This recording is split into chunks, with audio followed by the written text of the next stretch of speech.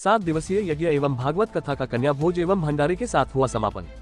क्षेत्र पंचायत एलिया के अंतर्गत ग्राम पंचायत हरनी खुर्द पिपरी के मजरा पहाड़पुर में 24 मई 2026 से 30 मई 2026 तक पहाड़पुर के बरम बाबा के स्थान पर पिछले 10 वर्षों से लगातार ग्रामीणों व क्षेत्र की जनता के सहयोग से बाबू राम वर्मा की देखरेख में होता आ रहा है। कथा व्यास ने भगवान राम जीवन पर प्रकाश डालते हुए बताया कि भारतीय जनमानस के प्रथम महानायक राम एक ऐतिहासिक पुरुष थे। राम की दक्षिण विजय आर्यों का दक्षिण में विस्तार था और पूरे राष्ट्र को एक सूत्र में बांधने आर्य व द्रविड़ संस्कृति को एक कर नवीन भारत के निर्माण का श्रेय राम को ही जाता है। और जब हम यह मान लेते हैं राम ने एक ईश्वर के रूप में जन्म लिया था, तब सोचने के लिए कुछ रह नहीं जाता, फिर तो जो उन्होंने किया वो सब ईश्वर का चमत्कार था, देवत्व लीला थी। किंतु यदि हम ये देखें कैसे एक व्यक्ति एक साधारण राजा के यहाँ जन्मा और अपने पराक्रम से उत्तर से लेकर दक्षिण तक अनेक विपरीत परिस्थितियों के बाद भी अपनी विजय पताका फहराई, अपना यश स्थापित किया।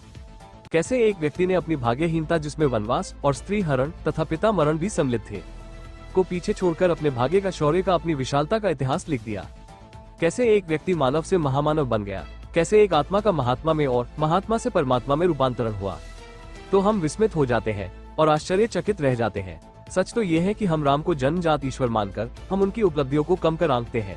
साथ ही उस समय की दो महान सभ्यताओं का विलय हेतु किए गए दोनों सभ्यताओं के नायकों के प्रयासों को हम महत्व नहीं दे पाते हैं। राम के साथ भारत का एकीकरण, सभ्यताओं का विलय, नवीन उपासना विद्या, देवों के नए नाम व नई परिभाषाएं, यज्ञवली स्थान पर मूर्ति पूजा का प्रारंभ, नव पूजन ग्रहों की स्थापना, एक नवीन धर्म जो धर्म से अधिक उपासना पद्धति बनाकर उदय हुआ हो।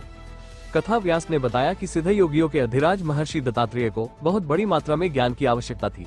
मनोविज्ञान के धुरंधर पंडित थे, इसलिए वे जानते थे कि वो किसी भी ज्ञान को जान लेने से मात्र मन गहरी भूमिका में उतरकर संस्कारों के रूप को धारण कर नहीं सकता। ज्ञान प्राप्त करने के उन्होंने 24 गुरु किए। इसके पश्चात कथा व्यास ने कहा, हिंदू समाज में मनुष्य के 16 संस्कारों का वर्णन है। हिंदू जीवन संस्कारों को बहुत महत्व देता है।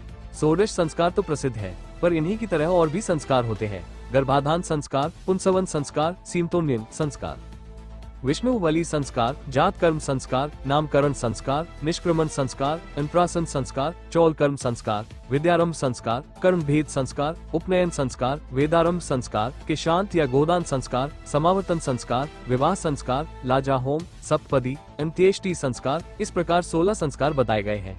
सभी सनातनी भाइयों को अपने वेदों बताए गए सभी संस्कारों को करना चाहिए, तभी समाज में एक अच्छा वातावरण बनेगा और समाज का कल्याण होगा।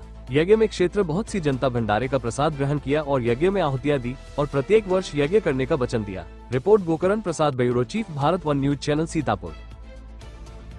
अगर आप ये वीडियो YouTube पर देख रहे हैं तो हमारा चैनल सब्सक्राइब कर लें और बेल आइकन का बटन दबाना ना भूलें। और अगर आप ये वीडियो Facebook पर देख रहे हैं तो हमारे पेज को लाइक जरूर करें।